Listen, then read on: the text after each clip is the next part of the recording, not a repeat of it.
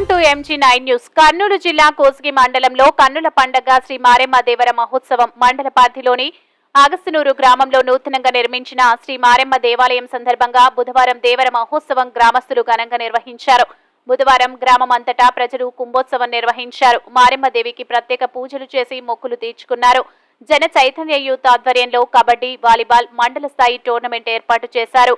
Kabaddi, volleyball గెలుపొందిన జట్లకు బహుమతులు ప్రదానం చేశారు. దేవరకు చుట్టుపక్కల గ్రామాల నుంచి వేల సంఖ్యలో భక్తులు తరలివచ్చారు.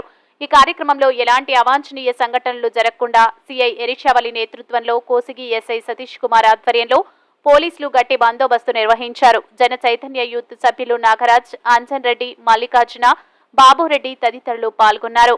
MG9 న్యూస్ తో మంత్రాలయం ఇన్ఛార్జ్ తిమ్మారెడ్డి.